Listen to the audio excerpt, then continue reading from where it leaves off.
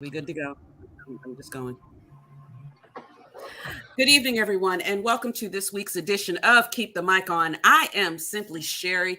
You know, every week we are here in conversation with an amazing artist of any discipline. My week is called From Behind the Microphone, where we take the time to get to know the person behind the poem, the musician behind the music, the person behind the art, because, you know, they're people too. I come to you every third Sunday of the month. We've been doing this. This is our third season, our third year. We're getting better at it. Yay. I'm going to go ahead and kick it to the one and the only Miss Cayenne. What's good? What's good, everybody? I am Miss Cayenne. I'm a poet and I know it. And I hope you are ready for another awesome show. I am the facilitator or interviewer for the second Sundays of the month. My segment is called Passion Projects, the root behind the why. I'm more of a newer member of this awesome team, and I'm so excited to be here. I was laughing the other day because I had some business cards. I promise you, I had like 3 different ones. One for keep the mic on, one for this, one for that. People say, well, give me all your cards. What else? What you doing? What you doing? So I'm happy to be a part of this team and about tonight's show. So without further ado, I'm going to kick it to the one, the only girl genius. Nope. Sorry. All right. I apologize. My bad. The only Kaniki Jakarta. Well, you know how it is sometimes, like when you used to be in the playground and you would just be waiting to get picked. You like, can somebody pick me, please? You just standing there and the captain don't never pick you. You know what I'm saying? I'm just playing. Okay, I am Kaniki Jakarta. I am 4th week, and my segment is called Poets and Platforms, where I interview poets who have platforms for all different types of arts. And this is the perfect opportunity for me to tell you tonight is going to be an amazing night, because every week it's an amazing night, because we sometimes handpick these people and other people tell us to interview these people, right? If that makes sense. So we've been coined a masterclass. We didn't do it. You said it. So this is a perfect opportunity for you to tell everybody that we are on. They have been missing it. And if you would like to support us financially, you can do so on our Patreon and our Cash App called Keep the Mic On, so that we can keep the mic on. Yes, because these platforms are not free, and everybody that comes on, they volunteer our time. So you can see it now scrolling at the bottom. Any little bit helps, especially if you're like one of our viewers, right? You don't want us to go anywhere, and neither do we. So I am going to kick it to, I'm laughing at Girl Genius. That is so funny. I'm going to kick it to, I'm very excited about tonight's guest. When I saw who it was, I was excited. And if you don't know who this person is, you'll be excited too. Okay. Yes, you so will. I'm going to kick you to the one, the only. They don't call her the girl genius for nothing. I had to unmute myself. Hi, everyone. If you don't know me, I am Danielle Reed, also known as Girl Genius. Nice to be here this week. Yay, it's my week. I'm excited. Yes, it's going to be a fun time interview. I'm looking forward to it. It is. So my week is the first week of every month, and I do Let's Talk About the ... Usually book, this week book, and other things. But you'll see how the show flows in quite a second here. I am flipping out the information at the bottom so that you can get ahead of yourself here and go ahead and start getting ready to support our feature for the evening. So I am excited to have her here. I'm gonna read your bio and then bring you in, because yeah. So this week I have Alex the Great.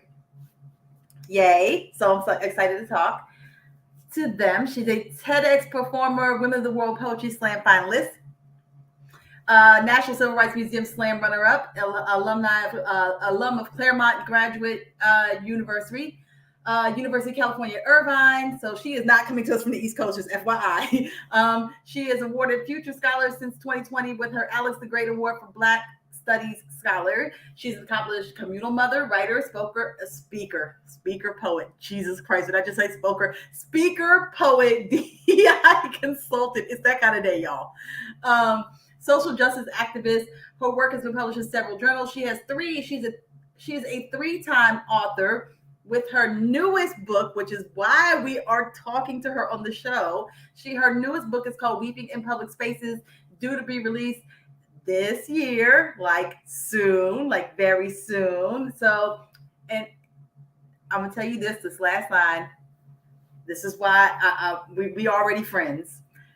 The last line of her bio says, her self-care routine involves peanut M&Ms, prayer, and much needed naps. I am a firm believer in naps. Everyone, I bring you Alex the Great. I'm going to bring you in. Hi. And then I'm going to take that away and let you do a poem.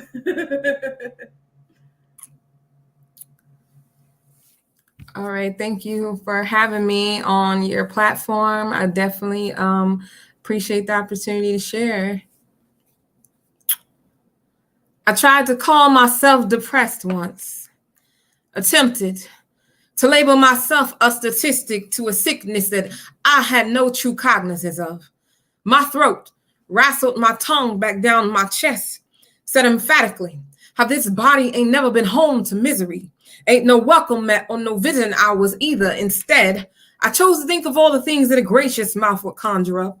But all the folks who love me, but a God who continuously saves me by forgiveness, especially when I'm so undeserving. And even through all my sad days, my bad days, I can't complain, but things could be better days, I found joy seeping through the cracks of my window pane, an iridescent sunlight on my dark days, a symphony to my beating heart, my inspiration. I found beauty in this melanin, my blackness. Black joy is the wailing police sirens that don't pull you over. Because ain't no happiness that can ever warm a Black person's heart like limbing beneath the brink of death when your whole life is a misfire in a chamber, an involuntary game of Russian roulette. You stay ever thankful for the miracle of breath. Black joy is that direct deposit hitting your account a day early, holding that big six in dominoes, winning that hand of spades, Saturday morning sleeping in, soul train lines, cookouts, the family gatherings, the DJ playing your favorite song, the unspoken what's up and a dap or a head nod, mama catching a cramp around that third stroke of the belt, how the front porch stay covered in old folk storytelling, how the backyard carry traces of kin in its soil, grandma with an underhanded $20 bill handshake, that new job joy, newborn baby smell joy, grandpa's 85th birthday joy, hearing those 3 words, you've been approved. Black joy is a moment when the beat drop and your favorite auntie holler, oh yeah, that's my song. Beating the odds, forging new paths, a life not reduced to a hashtag, creating a legacy, laughing carelessly. Sunday morning devotionals, the praise and the worship team, praise reports in that church bulletin, knowing the meaning of those 2 words, but God, having a song to sing. Fresh out the salon, looking on fleek, Black joy is being on fleek. Tight, slaying, on point, beat to the gods. Black joy is broken English, spoken in slang with a Mississippi backwoods southern drawl, that Midwest swing, East Coast Jones, West Side beat so lit. Black joy is the prayer, the omen, the amen, early mornings on Christmas with family, opening gifts, little black dress joy, 3-piece suit joy. I found some cash in my couch cushions joy, unspeakable joy. Black joy is at work in every breath, a testament to the power of active resistance, to defiance. This is Blackness. This is Black joy. I'm coming back, yo. Hold up. I'm doing one of these.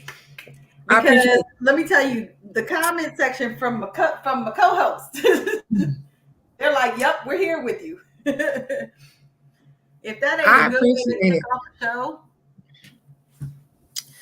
Thank you so much. I always like to kind of use that poem to start off anything, like a feature or any show I'm doing, to kind of stage a stage in a way. Even if I'm not in the mood the poem is talking about, it's a way to kind of trick myself. You know, you speak things into existence, and so if I'm not feeling joyful, I do it anyway, to get that out and get that through the atmosphere. Stage, because trust me, you need to. Sometimes you be like, I don't know what the heck is happening right now, but I need to stage this whole space. Mm-hmm. I have one like that too. I use one that I like every time I'm someplace new. I like I pride myself on however many years I've been doing this. Like I never do the same set twice, like never identical sets. But of course, you will repeat things in poems. And I have one that I like to do every time that I go someplace new, just because it's fun for me. It's like, okay, I've dropped this poem. Yeah, I like to do one that I enjoy. A lot of times people will like request a poem and it's like an old poem that, because sometimes it's like all they know of you, you know, it's like you're hit in a ways, I guess, but it's kind of weird because once you're out of that space you were in when you were writing it, or even when you were going through at that time, then it's like, I don't know. And some poems just take a lot out of you too to do. Yeah, like, that one. And training. Yeah, I'm like, yeah, I don't know. Somewhere I'll find the energy for this. I promise you. If somebody asks me for it, sometimes yes, sometimes no. Yeah, I gotta be feeling it. Gotta be in the mood. Yeah, a real giving mood. Yeah, the one I have is just that one particular. I just know that it takes a lot of physical energy for me, and if I don't have it, you know, you might not know it at the time, but if I don't have it, you're gonna know when I do that poem. Yeah. I'm like, ugh.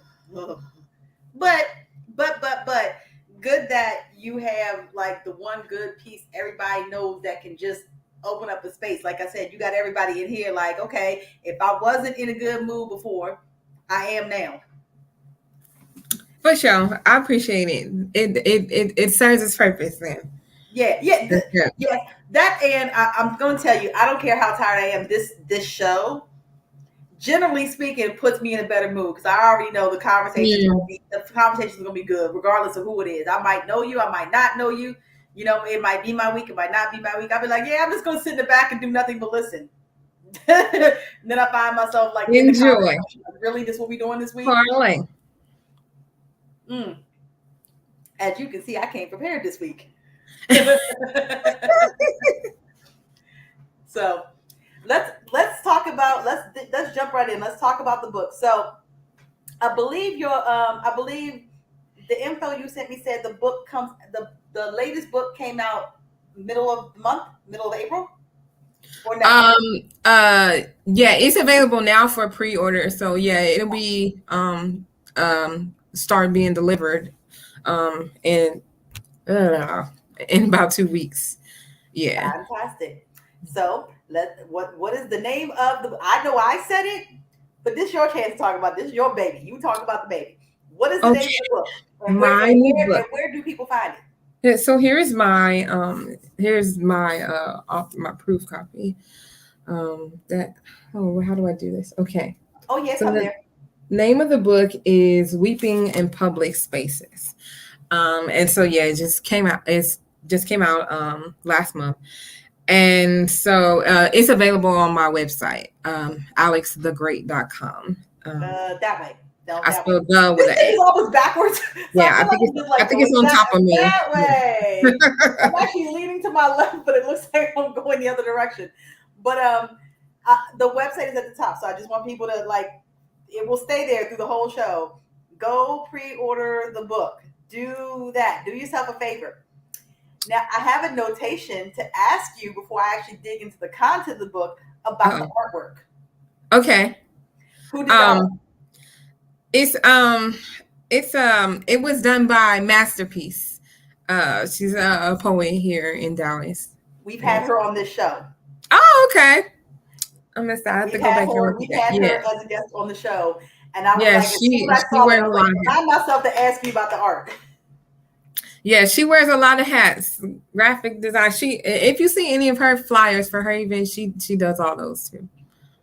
But yeah. She was awesome to have on here as well. I want to say it was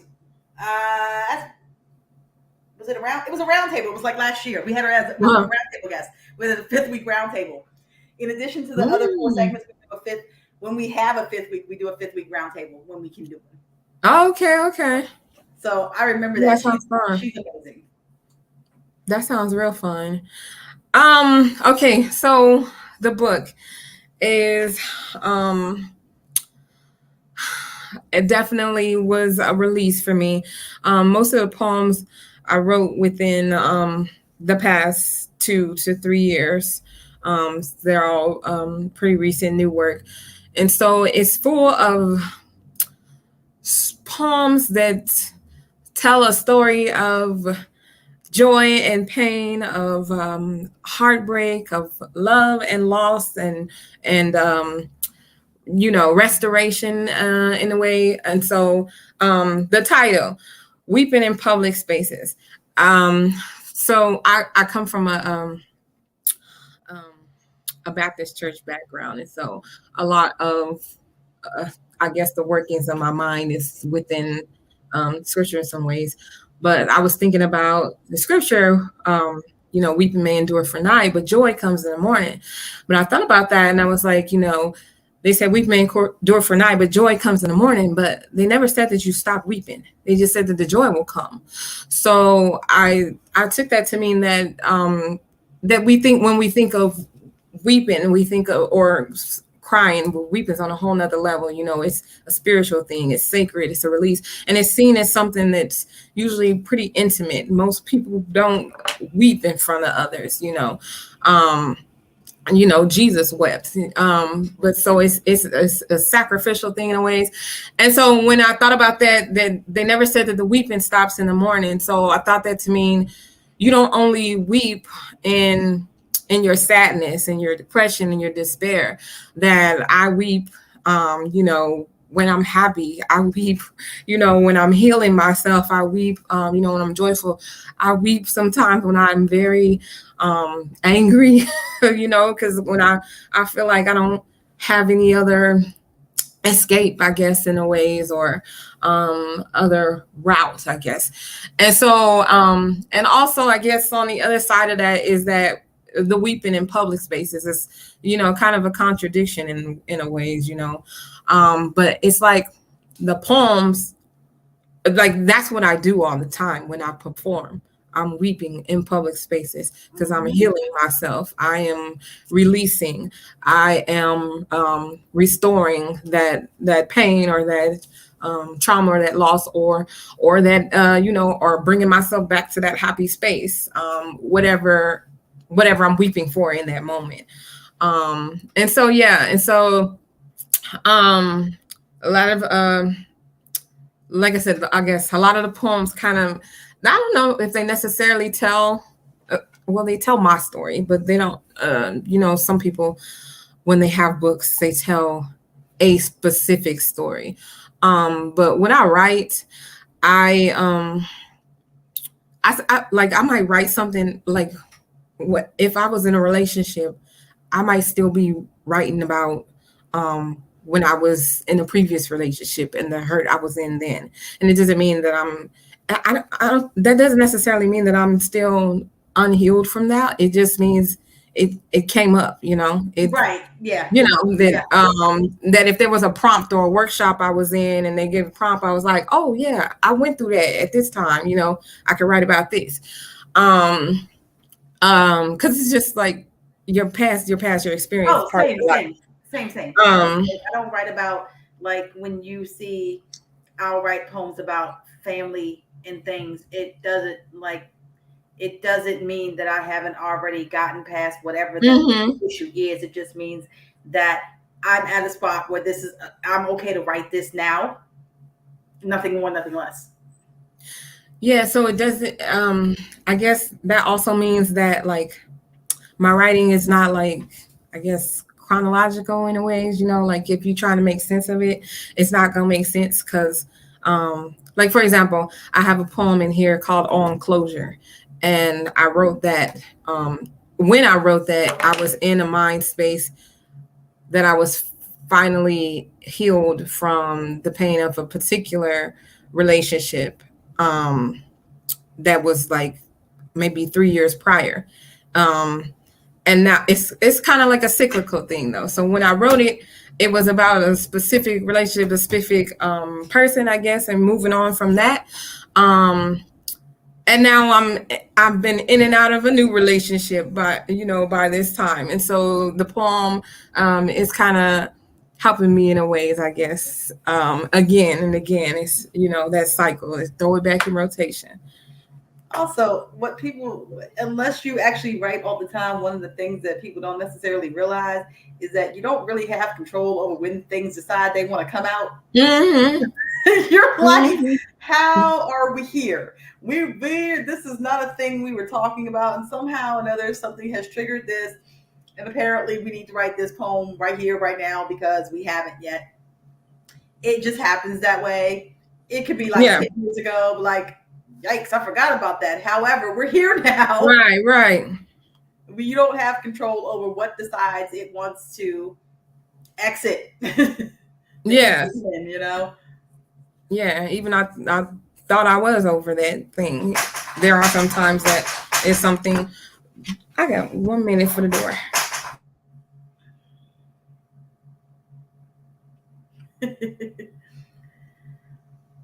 I'm gonna reiterate the same thing, that it's one of those things that you have no idea.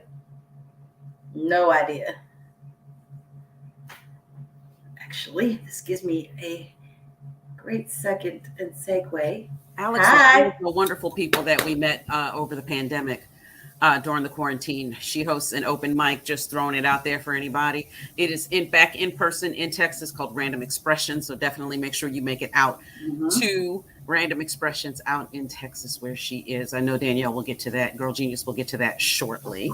I will. I'll talk about that, and I'll also talk about the she's got a couple things I want to kind of get back to. So don't you hate that? You'd be like, I'm in the middle of an interview with CNN. No, I'm just kidding. No, that was my daughter coming home. Oh yeah, dude. How old's your daughter? She's 5. Oh well, then yes. You must open the door for the baby. Yeah. You must open the door for the baby. I got the 17-year-old. Oh, okay. That's I'm still like, your baby. They're always your baby. Yeah, you're the baby, but nope, don't come over here. They can let themselves in, though. Pretty much. Let yourself in and don't make a whole lot of noise on the air. No, I'm kidding. What was we? Oh, yeah. And sometimes on the other side of that, on the opposite of what I was saying, is that you find that you haven't healed from that thing, or you thought you forgot about it or packed it away in your mind, but it still comes up because you still need to work through it and resolve it. Mm-hmm. So this is book number 3. Yes. I got 3 fingers up. You can't see them all. There you go. 3 fingers. Me and my little alien fingers that are book all number 4. Number 4. Yeah. Listen. I'm going to quote what Kaniki says all the time about bios. By the time you get a bio, it's already past due. The bio is a living document. It is not in stone. It changes all the time. Every 5 minutes. We're always living and growing. We're always doing something. So let me ask, first of all, what's different with this one, if anything, than your previous 3? I mean, just of course, the thing is, as you grow older, you have more experiences, then you got more to say, more to write about. That you grow and you learn, and even if it's me talking about the experiences of folks who are close to me as well. And so, I mean, with this new book, I'm operating in the space of being a mother. I wasn't a mother with most of my other works. And so, just you live and you learn and you grow. I've always been like pretty transparent in my work. One of my kind of mentors, Natasha Kirizosa, she always used to say, your vulnerability is your strength. Never lose that.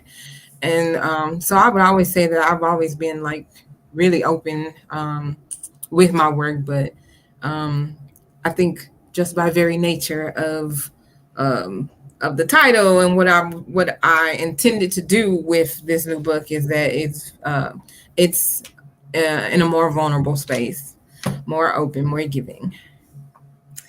As it should be. And we'll talk about the whole. We will dig a little bit into the whole motherhood poet balance too. Yes, it's a lovely thing, and you have, if you have a support system, definitely use that. Time management is a thing. I haven't always been gifted with patience, but I mean, you kind of work out, and and I have to find that I still have to nourish what her skills or goals or interests are as well, and so we fuse that together sometimes. Which I'm gonna jump ahead to something I would normally ask like later on, but like at some point I usually ask people like what their writing routine looks like. And like I asked this because Routine, you say? What is that word? right, routine. I use that word very loosely. And Yeah. I ask that because I want people to understand that it does not look the same for writers. It's not like I get up at 6 o'clock in the morning and I write every day. There are some people who've been on this show that do that. Like that is their Yeah. I can focus this time. That's not me. Right. Or I have to be in a particular place, or sometimes I have to go do something, and then there's like I get up and I go exercise first, and then I do whatever, or I write before I go to bed.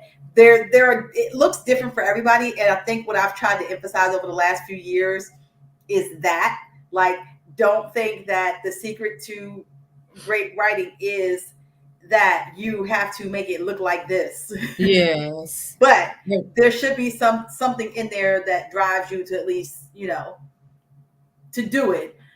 And so, because we were just talking about, motherhood and having young ones, and, you just did a book. What does your routine look like? My writing Whatever routine that is. What does your routine look like? Whatever that is for you. Like, what do you need to have to sit down and write? I don't have a routine. I mean, just whenever like inspiration hits me, or then I have to get it out. I'll pull out my little notepad app in the phone, or a napkin. I'm still old school. Like I have to write it down. I have to like write it down like in a notebook with pen before I do anything else with it. But I honestly don't have that's part of a routine too. Like the fact that I have to write it down. Yeah, and I'm kind of like anal, like it has to look real neat. So first I'll have it on like a loose piece of binder paper that's all scratchy, and then sure. So first I might do it like on a loose piece of binder paper or whatever kind of paper I have around me. And then so I don't write like in order, I guess. I have a bunch of like half started poems that I may even like take 2 or 3 half started poems and put those together somehow. But usually like I was trying to see if I have something in front of me, but it'll be like a piece of paper, and it'll just be like scratchy stanzas everywhere, and then I'll like kind of circle them and then put number 1, number 2, number 3, and kind of put the stanzas in the order some way, and then I have to transfer it to my notebook, so I have to look something that looks presentable, right? I am the scratch the idea on the notebook before I forget it, put it in my notepad, and have the half stanzas. If I don't use them, I've talked about this before. If I have something I don't use, like you got to have a bunch of half poems that you decide don't work good, but the lines are great. I have one big giant dump file. It's okay. Somewhere where I just copy paste everything over there, and like I sort of retain the fact that I wrote something similar at some point in my life. So if I come back around where I'm like, didn't I write a line about such and such and such, such? I can just go back in the file and go, yeah, I did write that. And that's pretty good. And I can probably put it in there or modify it or use it, or sometimes chop them up for haiku if I feel like it. My mind is kind of still stuck in 1998. Half of my mind is stuck in 1998 where I'm like, what if my computer crashed and then all my stuff is gone? And then this was, floppy disk and stuff. And then my other half of my mind's like, oh, what if there's some fire or something? All my notebooks are burnt up. So I'm just like, ah. So if it's I guess, I don't know if that's a process, but yeah, the scratchy paper, and then it goes into the notebook. I have to write it neatly. And then if it's something that I'm really trying to work out that I think I might try to send in for submission to a journal, or that I might try to do something more with, then I'll type it up. But I don't type up all of my I don't either. Just if I type up most of them because, cloud storage, but yay, in case something happens, I got them somewhere. I have a copy of it somewhere, Yeah. But I don't start that way always. I still start with the notebook. I still start with writing the notes. Sometimes, because you can't see it from your end, but the way this is part of my whole thing. It's really weird. So my workspace looks like the Matrix. I have like 3 computer screens in here. So if I have it typed up, sometimes if I'm trying to work it out, visually speaking, I can put some over there, I can put some over there, and I can sort of see what it looks like when I move things. And that's because that's how I edit. That's part of what I do for a living. So it's kind of like I'm trying to do the editing thing. So I kind of got used to being able to look at stuff going, yeah, something like that works over there. That works over there. Yeah, throw that in the dump file, do whatever. I can do that sometimes. Yeah. But for the most part, I will tell you that I am super old school. As a matter of fact, I have one notebook, this color, that is literally just for everything poetry. That's it right now until it gets full. I buy the notebooks on sale from like Walmart. There's a stash of them in the bookshelf somewhere. Yeah. I guess you would more so call them journals then, because I like something like this kind of. I have something like that too. Yeah, right in. Those are the good copies, the pretty copies, the ones you carry with you copies. This is I'm just looking for something real quick to just write the idea down, but I want it all in one place notebook. That's what this is. Yeah. Okay. Yeah. That's the scratch pad specifically for the poetry. Yeah. So that's like where all my loose binder paper is. I usually put those in like a 2-pocket folder. But yeah. I'm trying to figure out what my journal looks like. It's just a little black book. Okay, yeah. Right now, this is the one we have. That's the good copy, and the memorization copy, and we've worked out all the kinks copies, and the and this is interesting. Like I said, when people go back and listen to this, and you're like, yeah, I just want you to know, writers' brains are just there's no rhyme measure, rhyme or reason to any of it. It's just I tell people my brain looks all over the place. If you would like to know just a visual what my brain looks like, imagine a refrigerator the size you don't want to know that. Building, the size of the Empire State Building, full of poetry magnets. Oh, wow. And you were spending your whole time trying to rearrange the poetry magnets on a refrigerator the size of the Empire State Building. That is how my brain works. You're welcome. Yeah, sounds about right.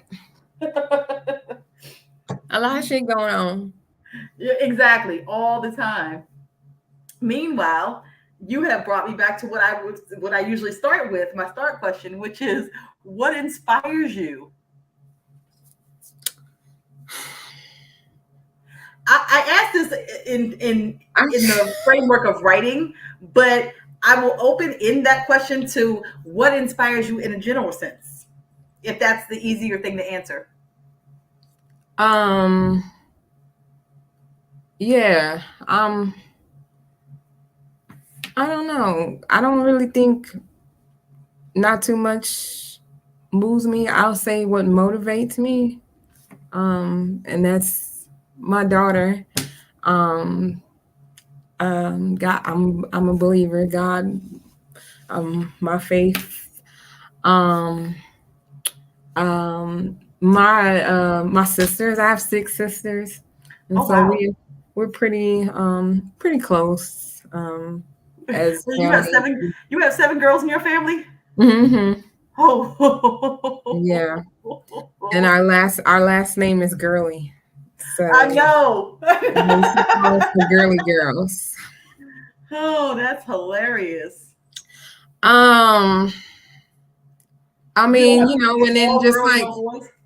just like when you hear some good news, you never really hear much good news. When you hear some good news, that's inspiring. Ketanji Brown Jackson, being nominated and elected to Supreme Court. All kinds of things like folks when this 11-year-old in the state of Louisiana being the first Black student to win like the state championship for the spelling bee.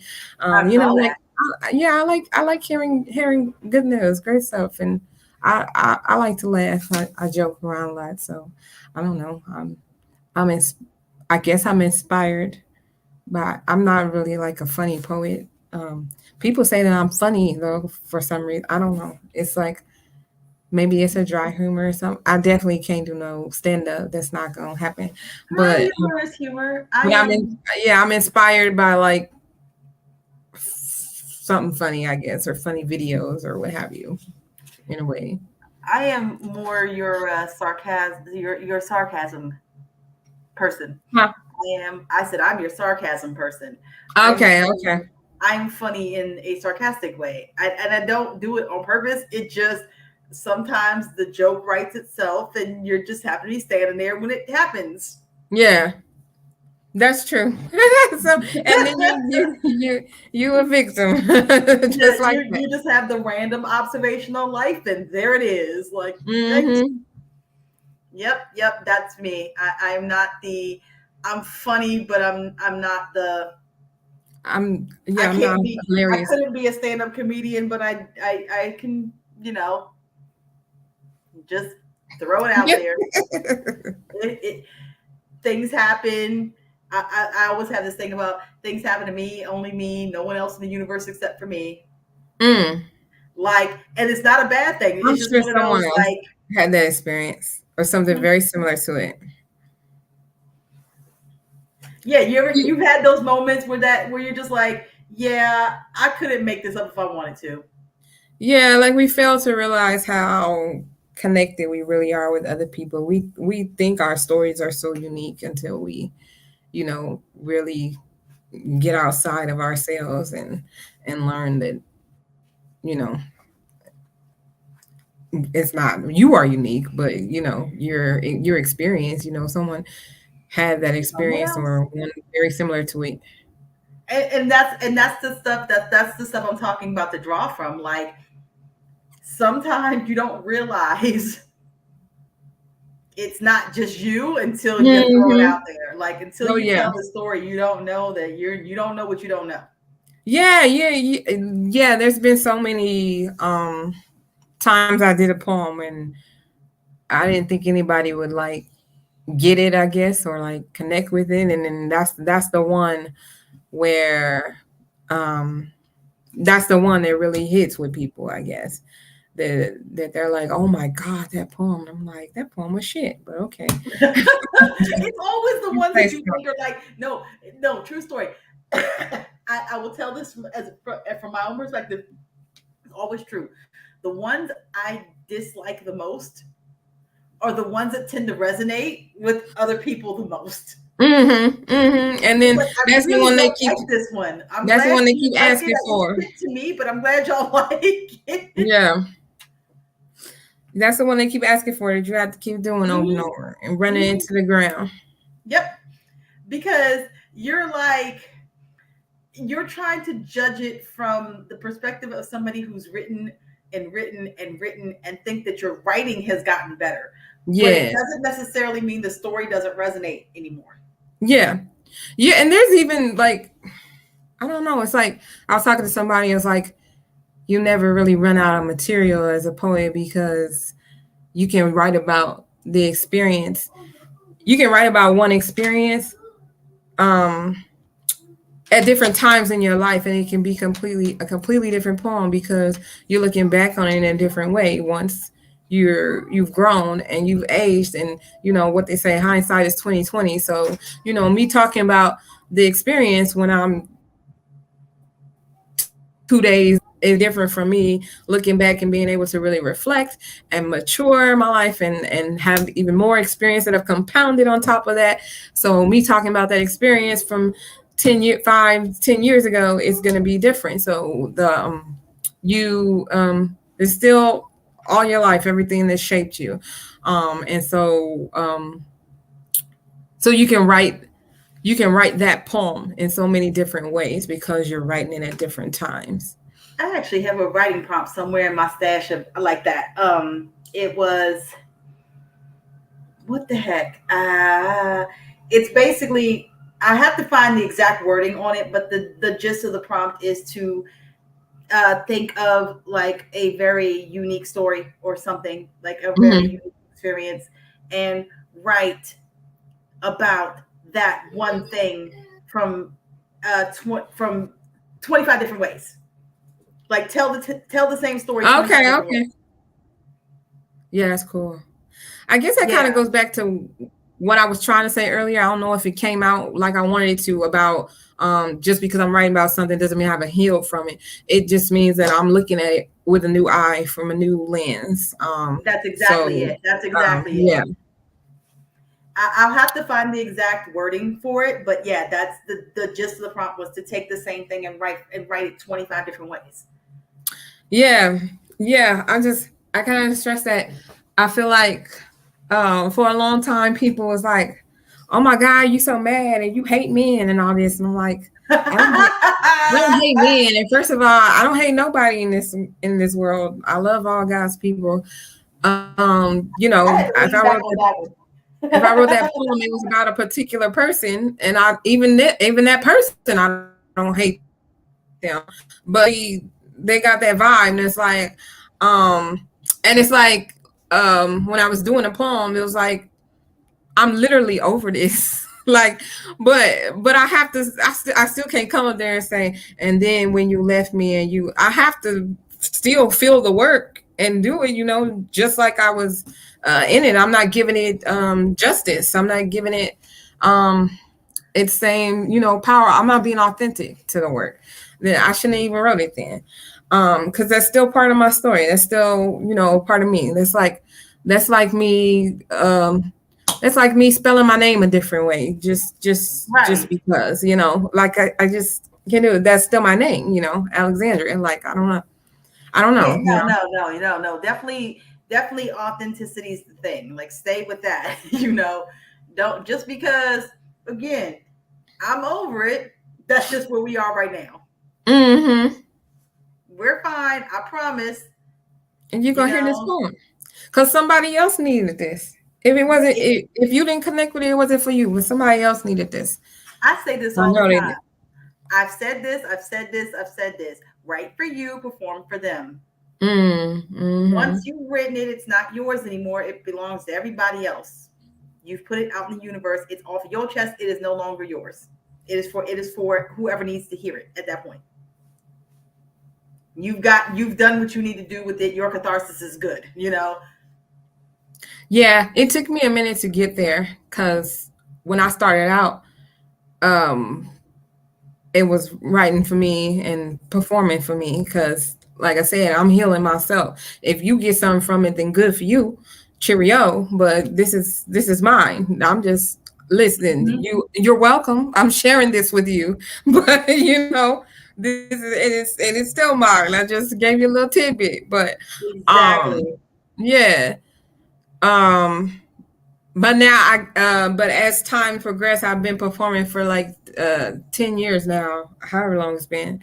I was about to ask you, that was going to be the next thing, to ask you, how long have you been doing this anyway?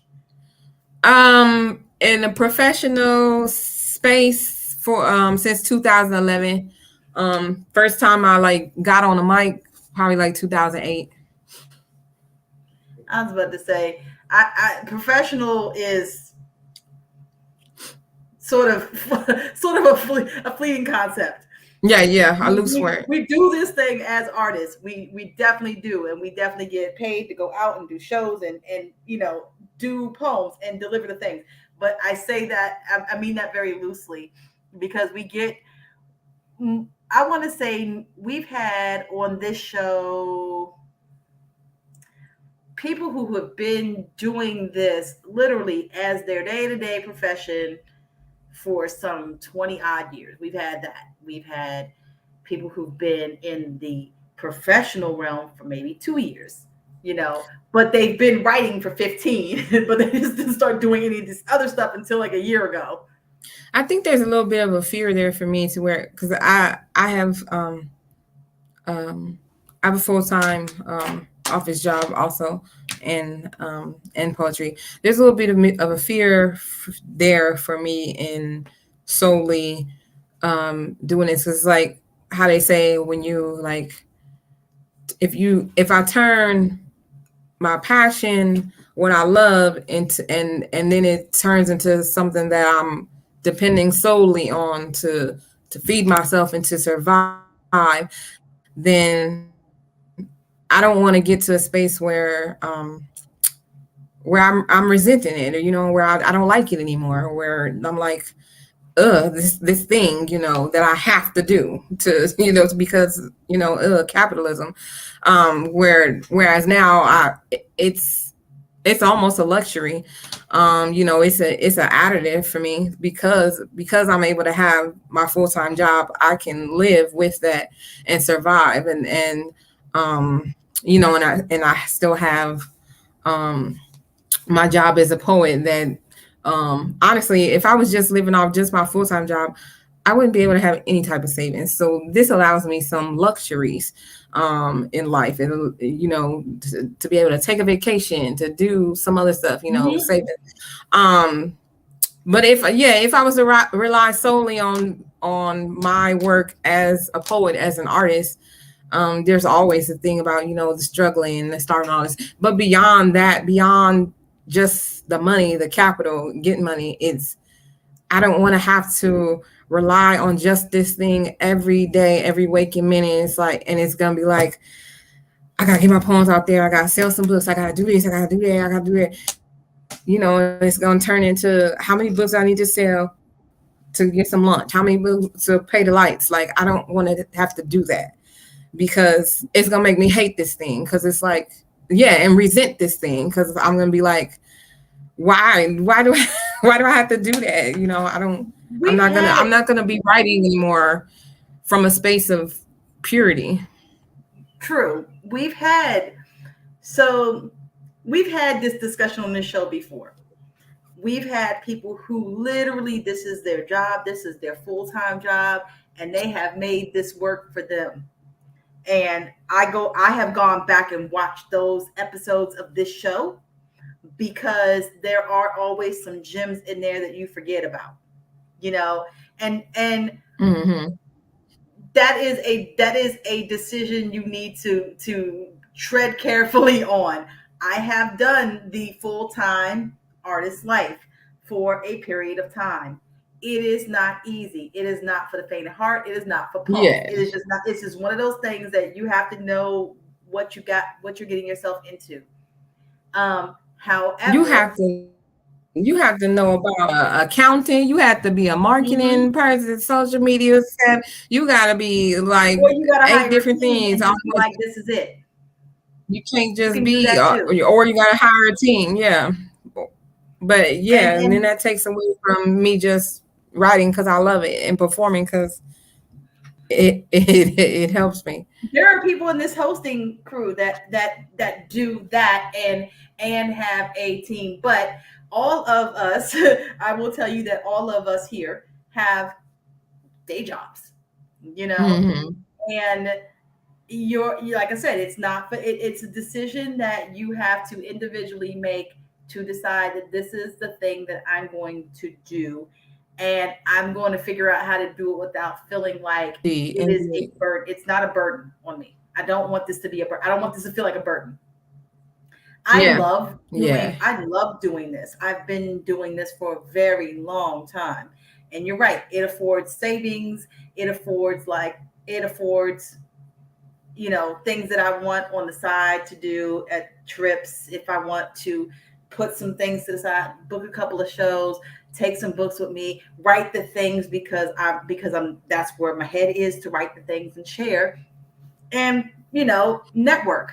There's things in there, and I've been able to translate, because of what I do for a living. I can translate what I do in the poetry world to the things I take to my actual job. So we had a really interesting discussion one day about like what each other does for a living, because no one knew. Like, we all know each other. Oh wow. We all know each other, but it's kind of like you don't realize what people do in their day job. So I am a speechwriter. Whole different person. Yeah, I am I write for a living. I'm a speechwriter. And I have been able to take all of the performance notes and the things that I know from doing poetry and take those to the people that I'm writing for and say, hey, here are some things you can do if you're trying to figure out how to improve your stage presence or do a better presentation, or, I've been able to translate that and it ends up being better for them. Yeah. It's a weird thing that just kind of happens. Yeah. But yeah, I mean, the whole day job versus full-time artist it's not in conflict. I promise you it's not in conflict. It's just one of those things you kind of have to decide on your own, works or doesn't work, because no one knows where you are in your life, other than you. You don't know. No one knows where you are in your life situation wise. Yeah, I don't think it's like a versus thing. You can have both, and you should. It's whatever works for you. Everybody's path is different. I think where it kind of gets shaky is folks who are solely working as a full-time artist will say, oh, you have an office job, you're a part-time artist, or you just do it outside, or not hobby. I'm talking about full-time artists. No, like literally I have 2 full-time jobs. These are full-time of my work. I'm full, always on. I'm always promoting myself. I'm always writing. I'm always editing. I'm always, doing something, organizing. I'm always doing this job, and this job that I go into is full time as well. So I don't know. I get kind of with that whole little thing. It's like they gotta kind of distinguish themselves. It's like everybody's path is different. It's fine. And why are we sitting here going back and forth about what brings people income anyway? It's all about how they get income. Why does it matter? Like, I don't know. You're not paying the bills, so it don't matter. Right. No. The point of the discussions we always have is like just how to balance it out depending on which path you have chosen to take. Like, ain't nobody worried about it, in terms of like, the other way around. Like, hey, listen, you do whatever is comfortable for you. How you need to handle your life, your situation, your scenario. You weigh that out for yourself. Absolutely.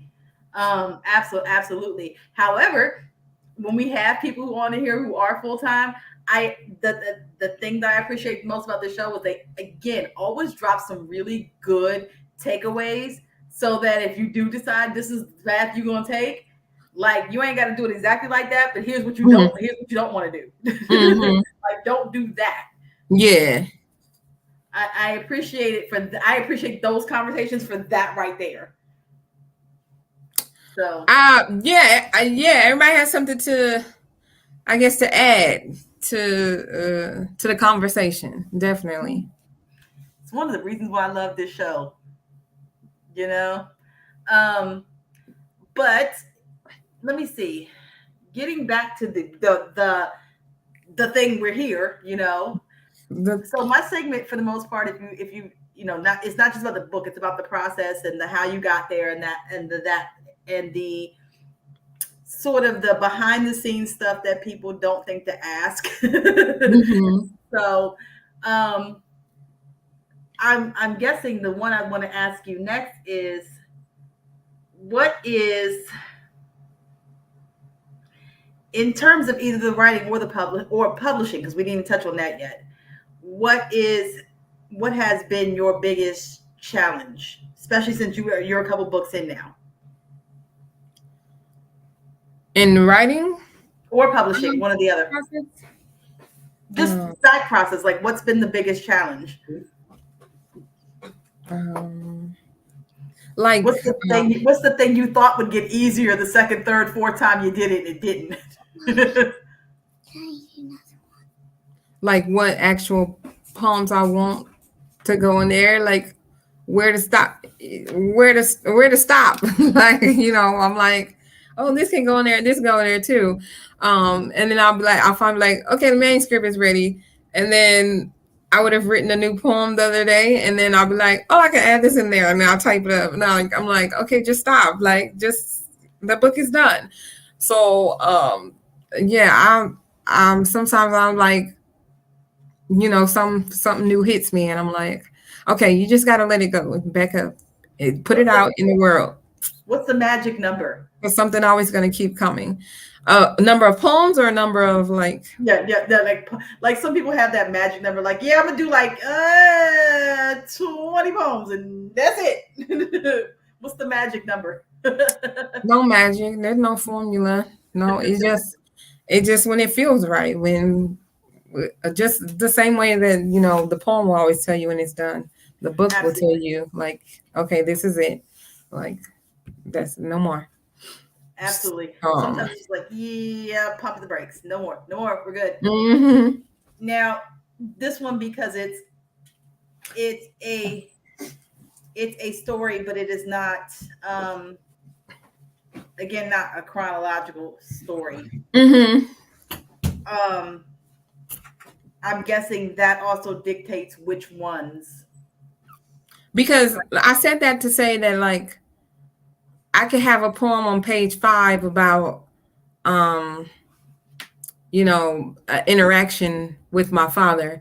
And then I could have a poem on page 20 about, me processing after my father's death. And then a poem on page 55 about, some memory I have of us actually together or what have you right. in the experience. So like the book is not going to read like, if you try to read it like it's a chronological story in that way, you're going to be confused. Cause I throw the poems in there where I think they fit, not necessarily for them to make sense in that way. Right. And that's what I was saying. I'm guessing that you figure out the story first, then figure out okay, what am I trying to say? And here's where this goes. Mm-hmm. Where, like, I'll give you an example of what I'm asking. Like my last book is not a story. It's not so much. It is a story, but it's more of it's on one very specific topic, like one very finite point in my life.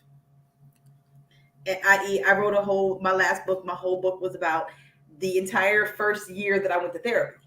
Okay. Like all the poems I wrote in the first year that I went to therapy. Okay. So the choosing part becomes a lot easier because I'm literally like, this is where we are. We're at this one finite point in my life. So you might get a story about something that happened, but it's in relation to,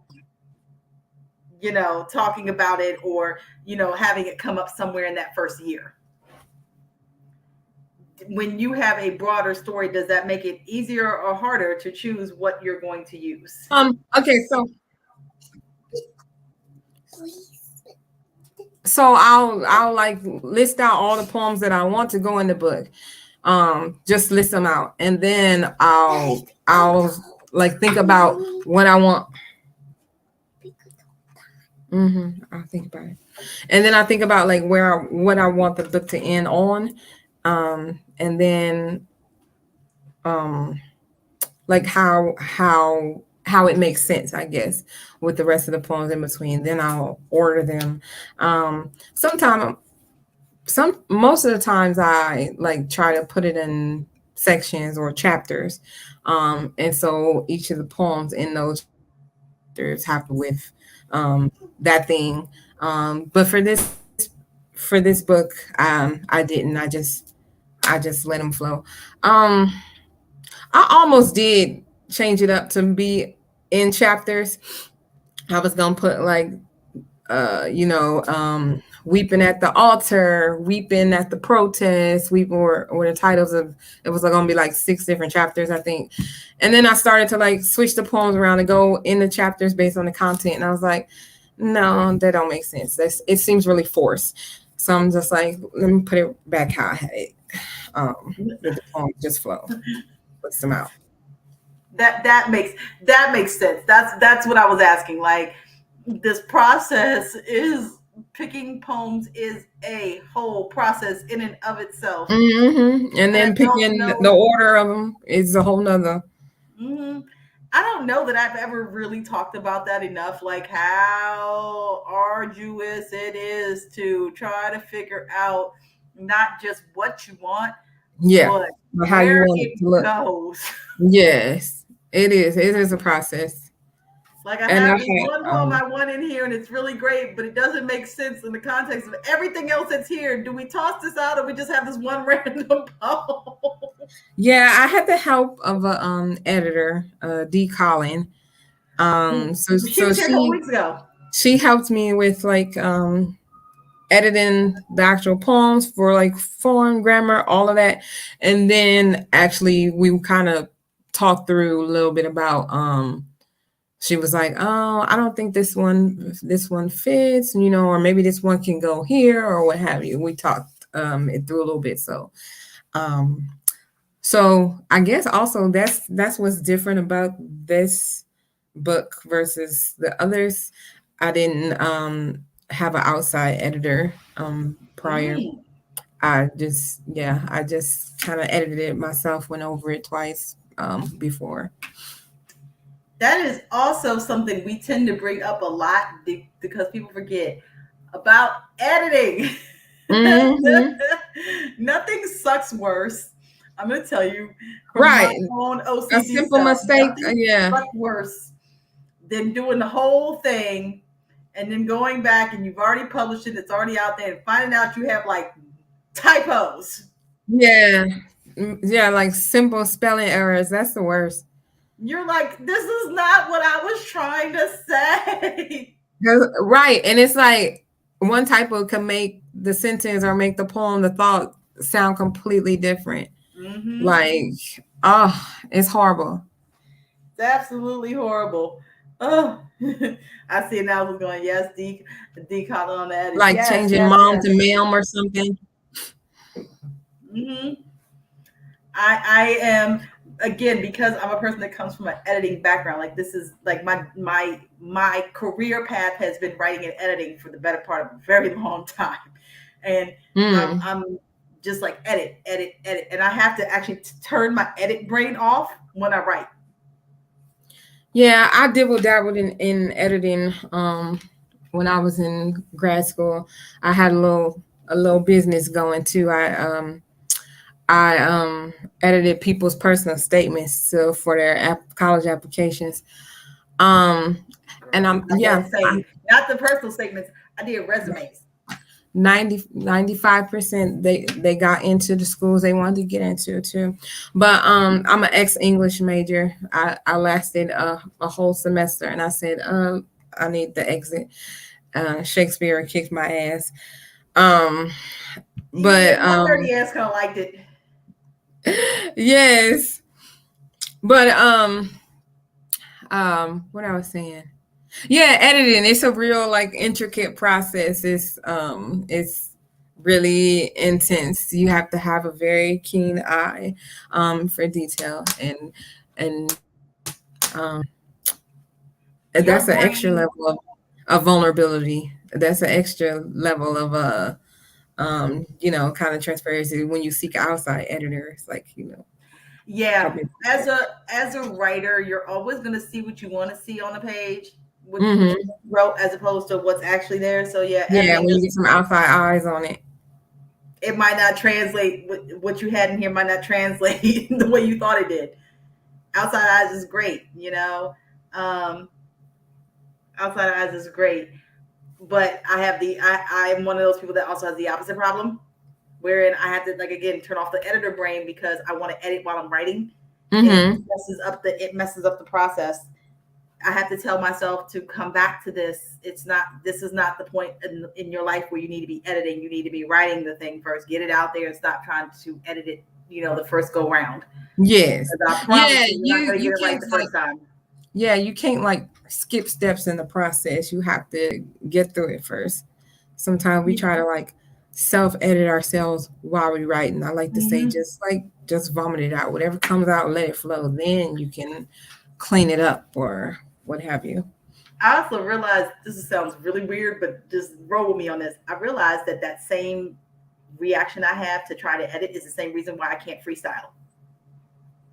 Because I can't make myself turn off the part of my brain that wants to edit. Because you constantly in your mind like, oh no, that doesn't sound right. I need this to be perfect. Yeah, it's a little bit of that anal. I cannot turn OCD off my brain that wants to edit. Mm-hmm. I'm already 10 lines ahead of myself, trying to edit what's coming out of my mouth. Yeah, a little bit of a perfectionist. That's me too.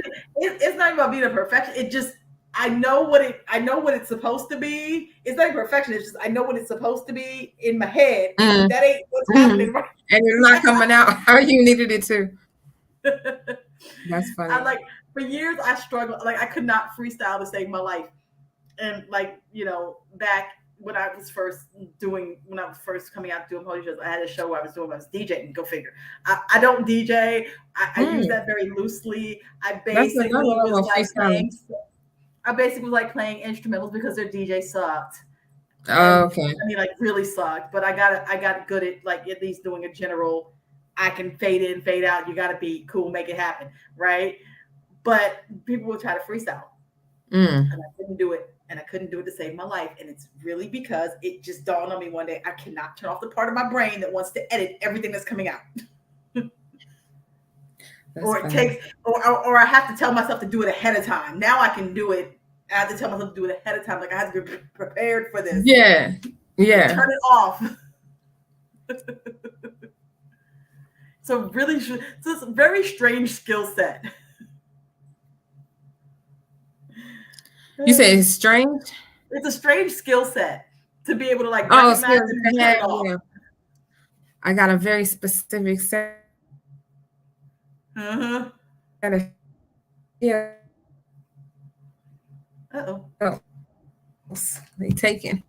Uh-oh. Yes, I just lost you. Okay. I have a very specific skill set. There you go. That's exactly it. So as we come up on the back end, we're going to switch from the writing part to now that we've done talking about editing. What are you reading?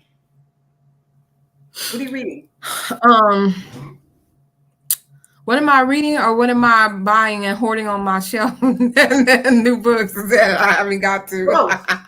Both. You can answer that however you want. Both, because I do the same thing. I literally need to force myself to read because what they say, kind of the way they say, I wish the person I was when I'm making my grocery list and when I'm shopping, or to say people, I wish the person I was when I was buying all these books was the same person at home who need to read them. Because I be having a mind to. I'm like, oh, this is like a good book, and I don't know where the time go, honey. But I'm sorry, time. What's that? We have some of that. I said that to say that the only time I really have been like reading for like leisure has been like when I'm on airplanes. So whenever I'm on a flight, and I know it's horrible because I'll use my little ticket stub as my bookmark, and then I'll look in the book like, oh my God, I haven't been in this book for like 3 months. Okay. But the last book I finished was I think it was Yvonne Orji's book, Bamboozled by Jesus. How God tricked me into the life I deserve, or is a subtitle or something like that. And now I'm reading Cicely Tyson's, I don't remember the actual title of it, but it's like her biography, that came out. And the books that I just recently bought that I need to get to. Let me see. oh God, a bunch of poetry books. About Lachelle the Shooter's jaywalking. Oh, yes, yes, yes, yes, yes. I'm glad we Okay. haven't had her on here yet. Yet. I say yet. Okay, yeah. She Like, we all know her, but we have not had her on the show yet. Definitely dope. Javon Johnson, Ain't Never Not Been Black. What else? Let me see. Oh Lordy. I'm about to get Stephen Antoine Willis's book, Peculiar People. It just dropped and I haven't gotten it yet, and that's next on my hit list. It's at least like 6 books. I want to go grab them real quick because they're not on my mind, but yeah. Go ahead. I was about to say, okay. You have time. Go right ahead. Let me see.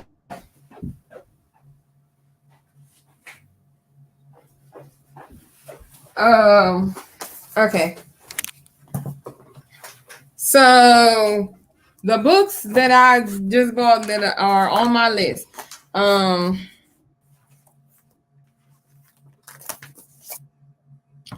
Janae Johnson, Lessons on Being Tender-Headed. Janae, yes.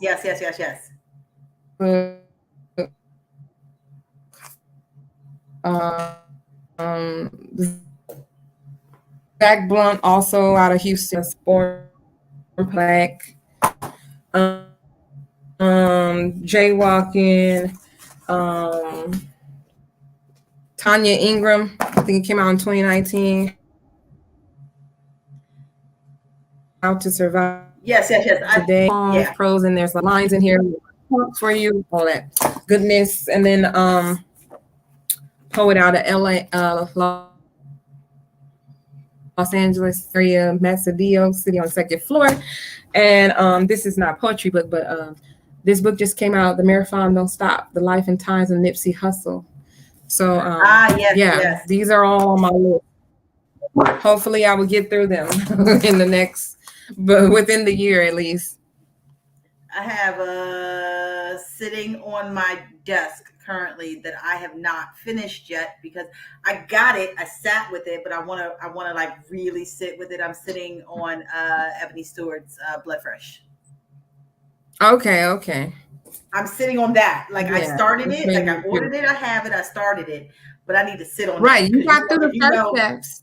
You bought it.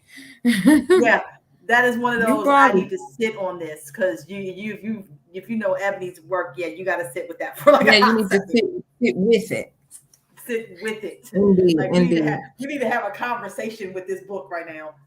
Oh yeah, they're saying in the comments, Cicely Tyson's book is Just As I Am. That's what it's called. Yes.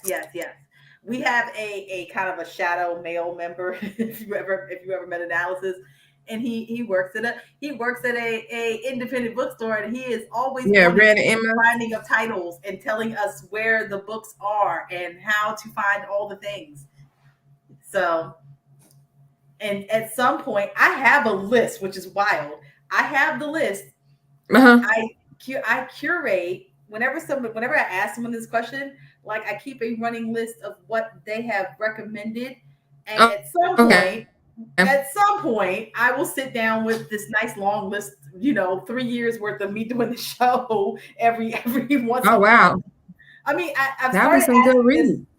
Yeah, I mean, my segment is once a month. I always ask what people are reading.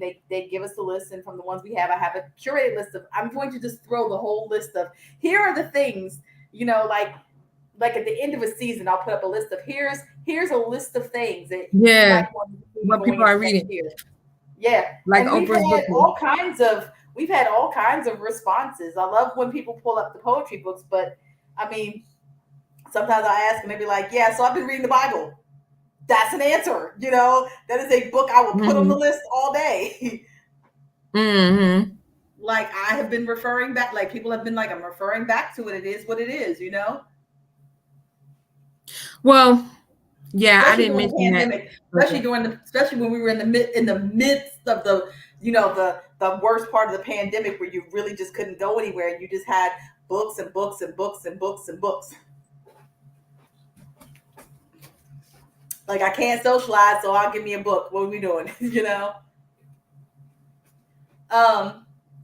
Which, speaking of which, I used to ask this question, but it's kind of taken a different spin now that we are back kind of outside.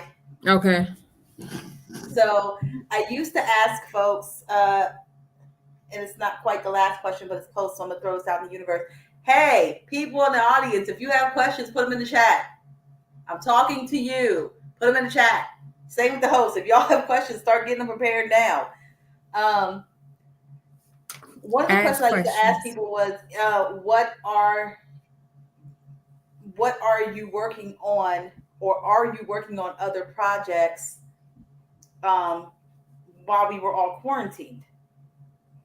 And my question to you is now, I know you just started, you know, the pre-orders are out for this book. This book is done. It's out in the world, and it will soon, you know, the copies will be all over the place. Are you now are you stepping back and waiting for and sitting on this project, or are you working on something else? I'm always in the midst of like a million things. I'm writing my second show.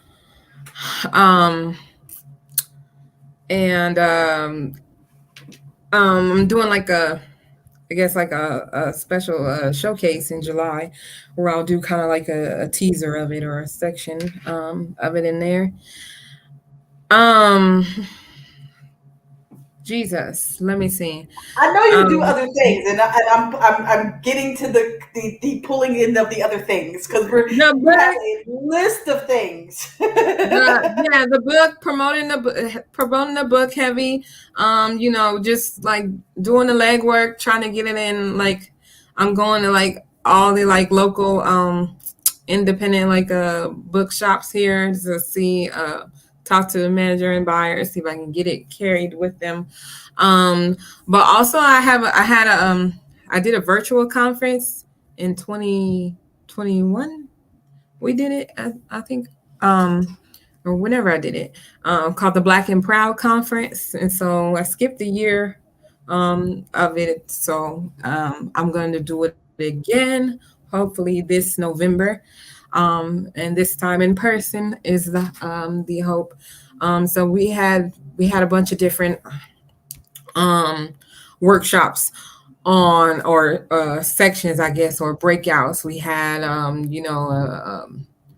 fitness style boot camp.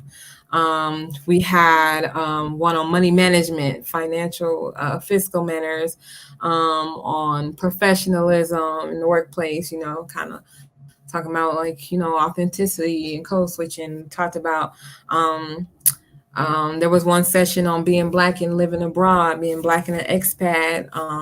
And so so I'm putting on that organizing that effort again, that conference.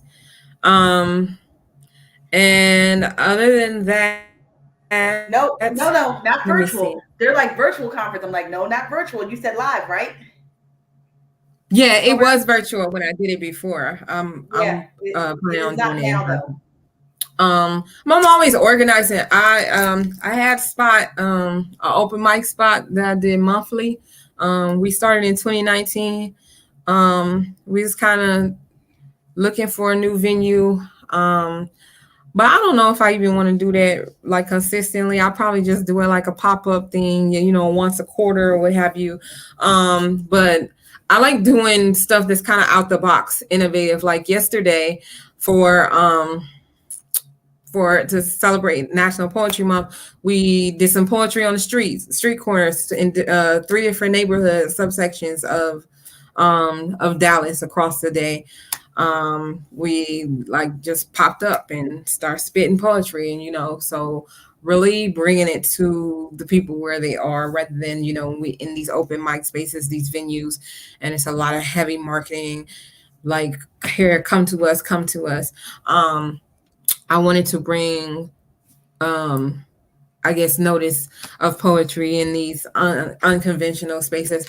And what I was going to say, like people who may not normally encounter poetry or poets had no knowledge of spoken word. You know, they just literally was walking down the street, like, and you know, and happened upon us. And so, yeah. That's the best moments. Yeah. So You also do a writing workshop, right? I do. I have a quarterly writing workshop. It's on the third Thursdays, quarterly. So it's in March, June, September, and December. It's called Write to Write, RIGHT, number 2, WRITE. I'm looking at my calendar because next month is June, so the next one is June 16th, and that is virtual. That's done over Zoom, and so I started it. This is the second year that we're doing, so it's quarterly. So this would be like the 7th session. So just this year I opened it up to the public. Before I was just advertising it to like my friend based on social media, but I put it out on Eventbrite so get more reach of people. Anybody is welcome to join. It's free with donation based. You can leave tips, but it's free to join. So yeah, just get that going and meet new people, connect, and do some writing. When I facilitate the session, we usually read through 2 different works, and then we'll do some kind of brainstorming exercises, and then we work on 2 different prompts. Yeah, I don't know if I'm missing something, but yeah. well, I'll say this. The whole time, the site's up there, over there. So go there, find info, follow her everywhere except for home, because her info's all in the thing. We're like, follow me on social media. Matter of fact, follow me anywhere except for home. Facts. I say that all the time on IG. I'm like, you can follow me anywhere but to my house. Walk over here, you might limp back. Okay, it's a problem. Right. Don't do that. Don't do that. Don't do that. We don't encourage that kind of behavior. No.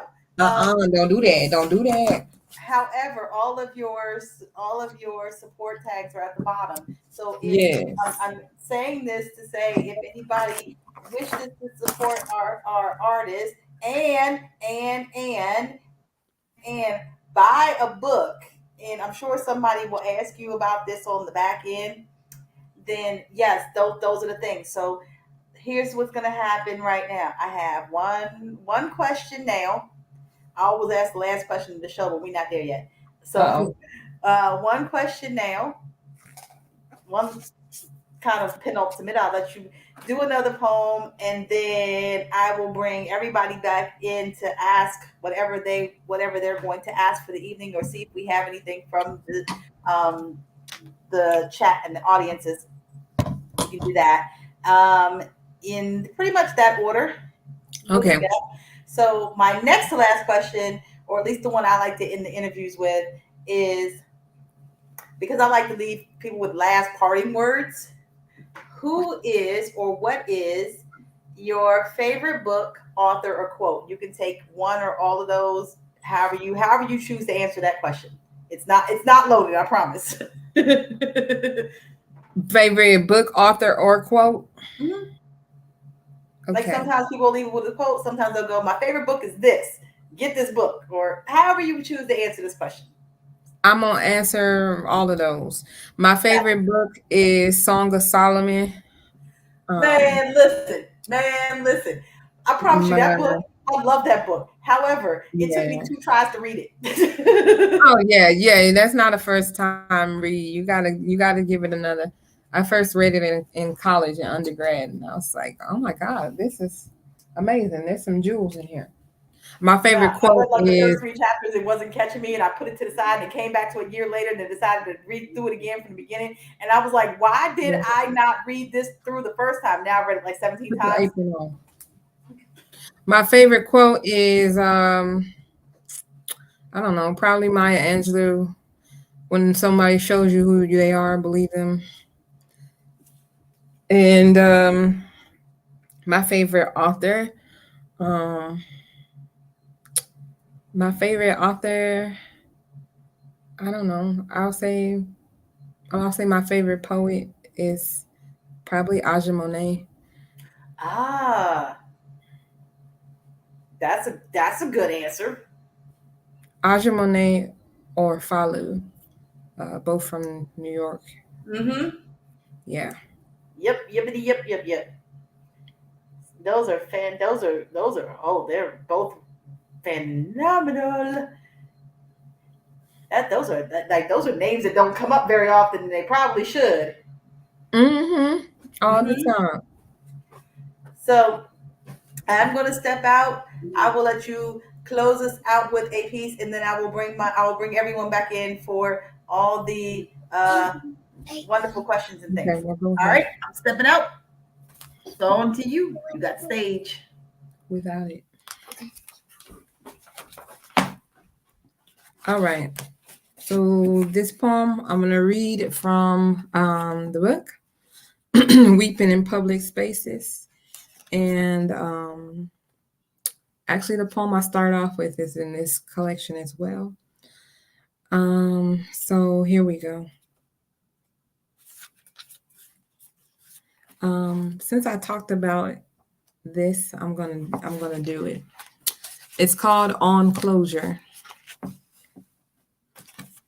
Whilst you are home sobbing uncontrollably into your pillows, your neighbors, too enraged from the last few nights you kept them awake to even notice you unraveling at the seams, one frayed Egyptian thread count at a time, and you choose the Kleenex over the phone. Opt not to be the adulteress again, cheating yourself out of happiness. Your lips fell apart. You do not say his name. Instead, this time, you go for the pen. You write yourself into a poem, write your life into a mantra, and live again. I choose to convert my body into a temple, no longer a juvenile's playground, the object of everyone's affection, the one that's weathered down and beat up. No one chooses to play outside in a storm. Meanwhile, cross town, the preacher raves about our Most High God and all his awesome wonder. Parishioners bow down in benevolence at the altar, bringing gifts of sins cloaked in psalms. God, in his merciful kindness, chooses to give us restoration over retribution. And in all of this mind-wandering, soul-shaking prayer, we are afforded an amen. That, my friends, is closure. The very thing that seals the deal, the literal nail in the coffin, the lowering of the casket, unearthing all their possessions and giving them a new home instead of the closet, erasing the number from your phone so your mind won't even play tricks on your heart, try to speed dial a ghost. Getting voicemails from heaven just ain't the same. Closure is an intimate conversation with God. It is your shame telling you goodbye, packing up its baggage and moving on, the trash taking itself out, and you, feet propped up, sitting pretty on the couch, don't even bother to wave back. Instead, you say, don't slam my door on your way out. Thank you. All right, let me grab my other co-host to come back. And let me double check all the things. Add you. Stop that. Every time. Stop that. Stop it. Hey, what's good? Sorry. I've had this line floating in my head for like a week, and I finally decided to write it down. Alex, this is just an interesting question, only because I see your. Okay. It's interesting because it's about motherhood. The question is about motherhood of a young child and being an artist. How have you balanced that? Baby, she raising herself, okay? I tell people that all the time. I ain't doing nothing. I'm just here. But it's not just me. I tell people all the time, like, I'm not, you just have to squeeze it. See, it came out.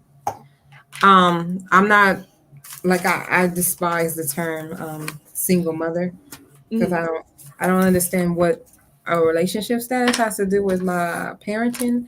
Like nobody says wed mother or or what have you.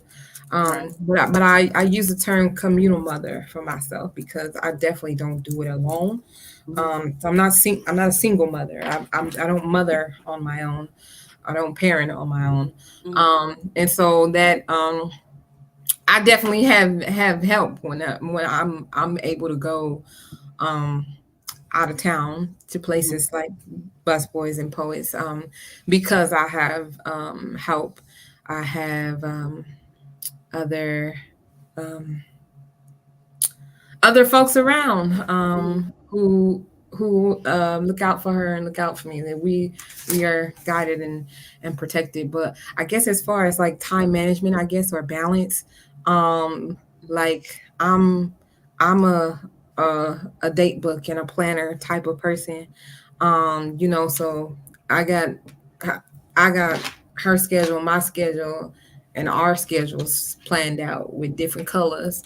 And so when she leaves for weekends with her father, then I got that mapped out. And usually I try to like do my stuff when she's gone, but and we always have our like mom and daughter dates once a month.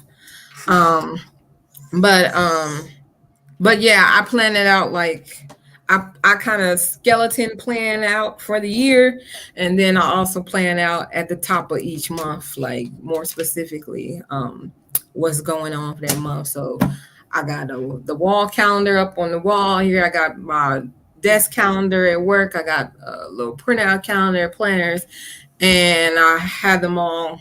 I kind of crisscross them all together. That right there, that you can't really see the same thing. I started doing poetry and coming out, my children were older, so it wasn't I'll just say it this way: younger children require additional time and attention compared to older children. That's what I'm trying to say. She is very attention seeking, as you can see. She don't do this when I'm just sitting there watching TV. She see I'm doing something, so now she wanna be involved. There you go. Well, she can be a part of the interview. It's been many children been part of the interview. True story. Yeah, it's been many children. Maybe this is not her time. Okay. You know who was the funniest? Who was it? B. Sharice. Yes, B. Sharice and just Roscoe. Roscoe last week. Roscoe. Yep. Bo the children. Yep. The children wish to make themselves known. Actually, I think the same thing happened with Masterpiece too. Yeah. Oh, okay. Yep, sure did. But that they need more. She pretty self-sufficient though for a 5-year-old. Honestly, like she can do for herself. She cook eggs. Yeah, I was cooking 4-course meals when I was 8. Alex, what's your sign? What's your zodiac sign? Cancer. I asked that because all of your organizational skills that you got going on. Oh, I was like, let me ask her. Yeah. Yes, I'm very, very into the details. So my question is, are you better read or better heard? What that mean? Am I going to experience you best if I'm reading your words, or am I going to experience you best if I'm hearing you say them? If you're performing them to me, probably better heard. I know. I'm probably better heard. Like I'm more I guess past, like people say all the time, oh my God, like I didn't know you had all that in you. I thought you was shy. You so quiet and you just bust up on us. I'm like, what you want me to just walk in the room and say, hey y'all? Like I don't understand. Like I don't even know y'all like that. Like that's weird. But yeah, when I'm on stage, I'm gonna perform. Awesome. You do everyone like it's the last time. Mm-hmm. I find it funny when people who've never met, I walk in a room and I just don't say anything. I'm trying to scope out the lay of the land And let them make their own determination. Yeah, no, they always want to say, "You seem so quiet and shy," and like clearly you've never met me At all. Those are two words that should never be used to describe me. Same for me. Ever. Like when people say that, I'll be laughing. Like, what did you talking about? Quiet and shy. Not at all. No, that ain't that. Those words are not. Mm-hmm. Nope. Well, jump on in, Miss Cayenne. I see you got your contemplative face. Kaniki always trying to read my face. Alex the Great. I love your name. Thank you. I love the title of your book, "Weeping in Public Space," particularly the explanation. And I had never thought about the sacredness of weeping, and it is truly a difference between just crying and so it really is. It kind of exploded in my mind when I heard you explain it. So I need to get a copy. I like that too. I'm gonna write that down. Exploded in my mind. It did. It was a wonderful visual for me. So that was great. I know it wasn't intentional. It was great marketing because now I'm like, I got to rush on over to the website so I get. All right. I think that scripture hit me in a way too when she was talking about the weeping may endure for a night, but joy comes in the morning. But it doesn't say that you won't still be weeping. Exactly. And I was like, that really, like, sometimes you have to cry to get to the joy, right? Sometimes you're crying in the joy. Sometimes you're crying. You're still crying in the midst of it. Right. Because sometimes you're still crying. You're weeping over whatever you were weeping over, but you're weeping because the joy is coming, but you're weeping through the joy. Right. Actually, that did hit me. Yeah, it was layered because I was even thinking you talked about weeping is often something it's private, and the nighttime is usually a private time. Yeah. We always look at crying or weeping, in the shadows of the darkness. But weeping is as a poet, right? But in public places, you bring it to the light. Yeah. Yes, I mean it was child, it was powerful. I was like, okay, I'm done like the title. So I wanted to say that because it was resonating with me. I'm sorry. I'm told that I create good titles. People like my titles. Either poem titles or book titles. Like one of my books was called "The Dawn of a New Era." ERROR. Okay. Wow. Okay. Yeah. I love it. Awesome. I had a feeling you two in particular, Miss Cayenne and Kaniki, would be the ones to hone in right on that too. I knew as soon as you said it, I was like, I know as well. It was intense. So I have a question though. I have a question. Ultimately, hey, pretty lady. I was waiting for her to get in the screen. I was like, I want to see the you want to say her? Okay. No. Yes, she said no. No? Yes, you do. She's playing hard to get. That's okay. I already saw your pretty face anyway, so it's okay. So you said earlier, just a few seconds ago, how quiet and shy is not accurate statements to describe you. When you're going to get on the stage, you're going to perform. Have you always been performance ready, even as a child? Was that something that was kind of natural for you? Okay. Oh yeah. Do you have a recollection of one of your first times, kind of being in a public space or before others and performing as a younger person, as a kid? I don't know, probably saying my Easter speech. Easter speech. The earliest time when I got a solo in church on Yes Jesus Loves Me on the verses, but we always was raised in the church. I like the joke that I say, my dad was on the deacon board and my mama was on the usher board and grandma was on the mother's board and I sat very bored because we was up in that church house, baby. Okay.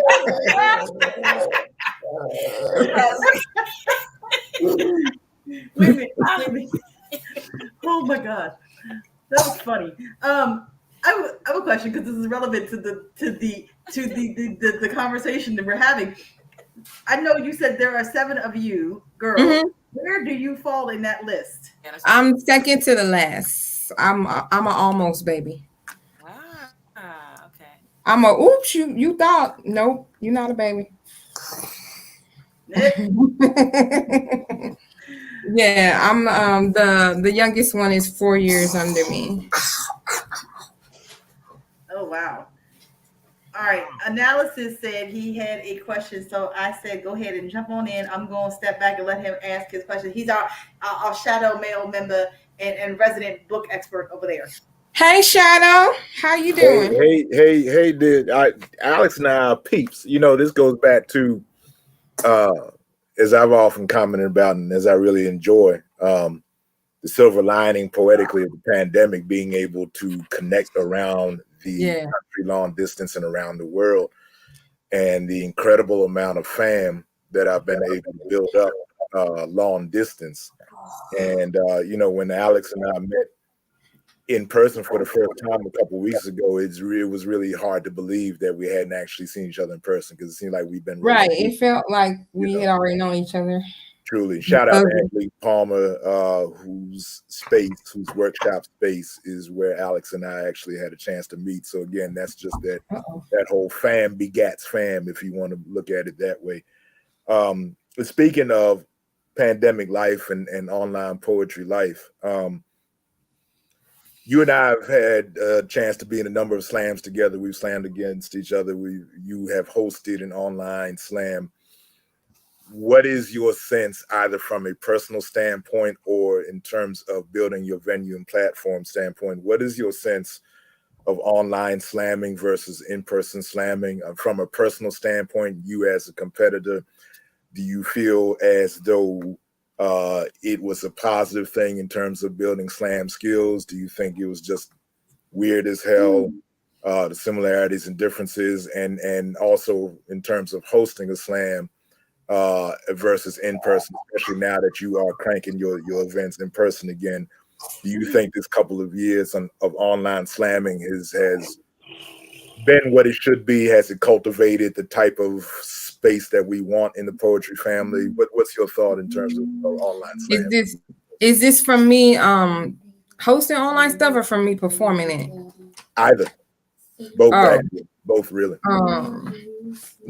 So performing in like online spaces, like it's the good part, of course, is being able to connect with so many people like globally that you wouldn't have been able to outside of the times. But now you have to do a lot more to really catch people's attention online. You know, people are doing 5 different things at once. It's not like you have them inside the venue, in the room, and the only thing you probably compete with is somebody ordering a drink at the bar. You know, I can handle that, but it's like, you know, how do I make somebody stay on their phone or on their screen? You know, that's real interesting thing. So I guess, I don't know, I'm trying to look for the right word, because fair is not a word you use in slam. But like as far as like the judging aspect, it's like, I'm just gonna say fair because I can't find the word I want. There's no level of fairness in judging online slams, I don't think, really, because people not paying attention. They doing all these things, and then you know,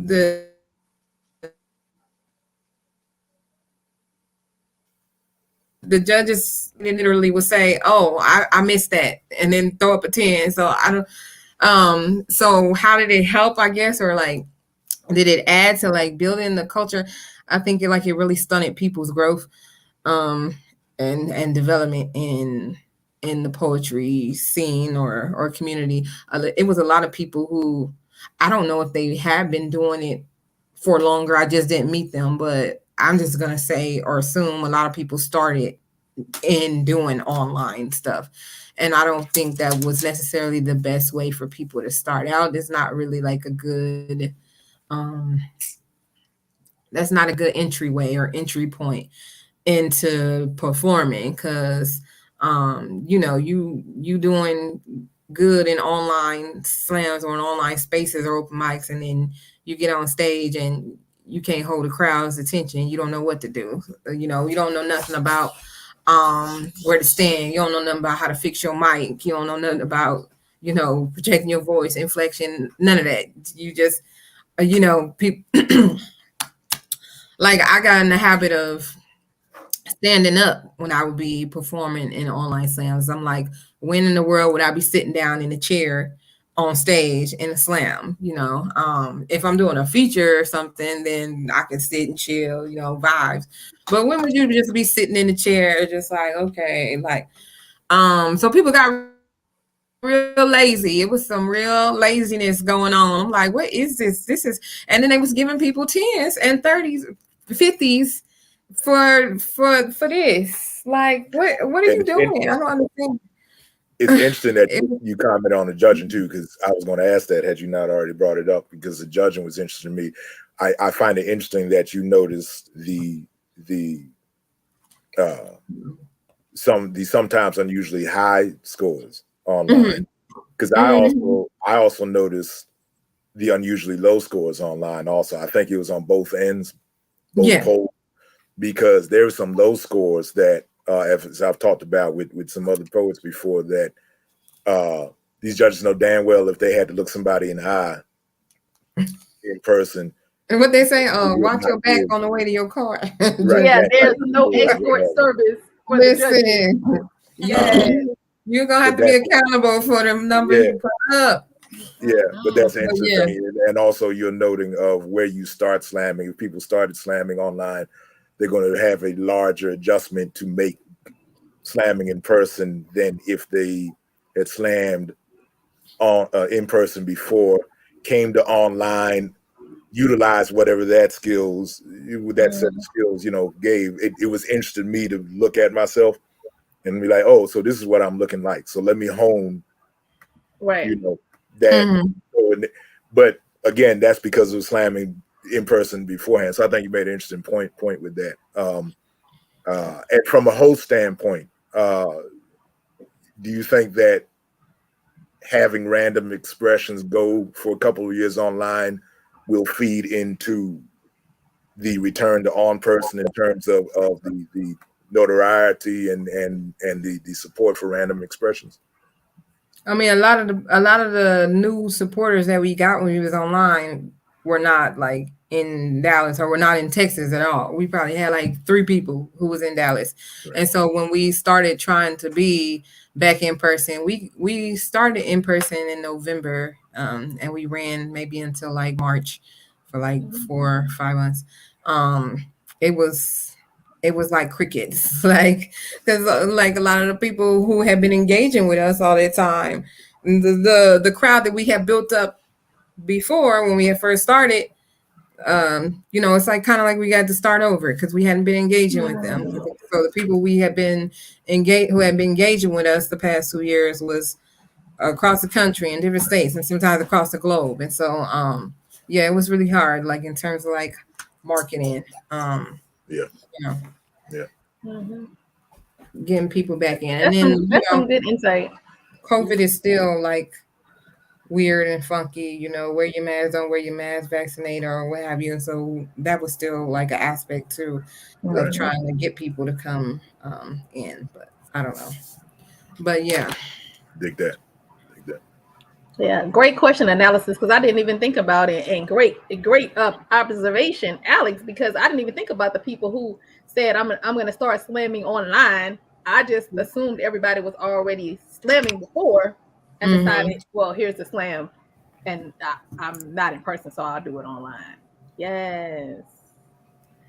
All right. Here is, unless anybody has anything else, here is the last question of every interview, every single one. It's the hardest question you'll answer all night, I promise.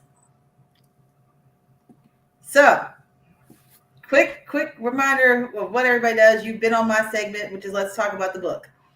Sherry's segment is From Behind the Microphone. Kaniki does Poets and Platforms. Poets and Platforms. And then Miss Cayenne does Passion Projects. So knowing the format, who do you think would make a great guest on this show? It could be anybody. We have a list. We haven't even gotten through it yet. We have a fight list. No, we really have a list that we haven't gotten through. There's a fight list, which is we all want them on a segment. If we can't get them on a round table, we fighting for it. Mm-hmm.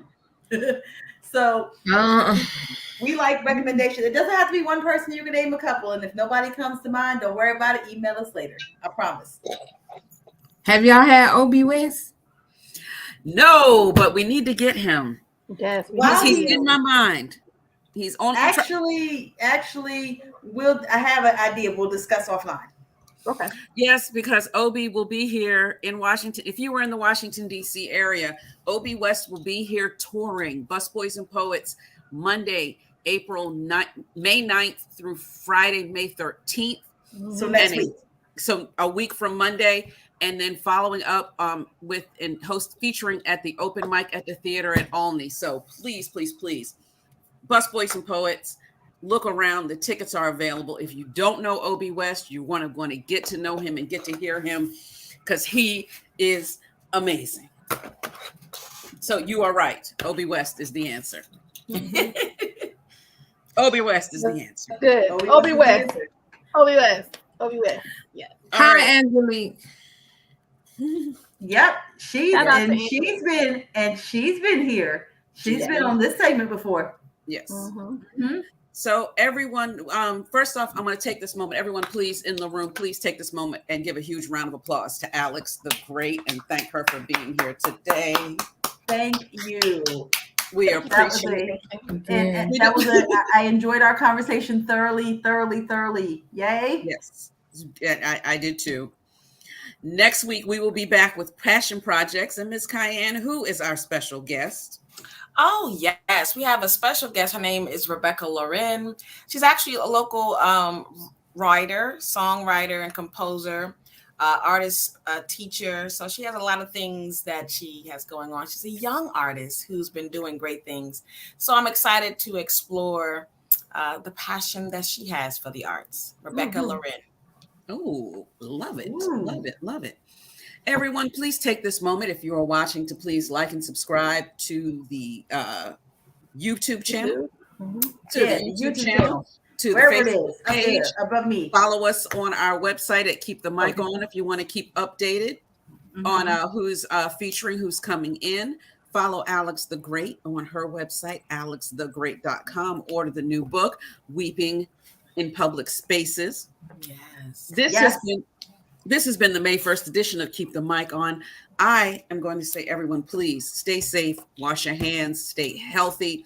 And wash your ass. And watch your gas prices. And we will see you all next week. I didn't say that, Sherry. I did not say that. I know that. That's not what she said. That's not what she said. Good night, everybody. Good night.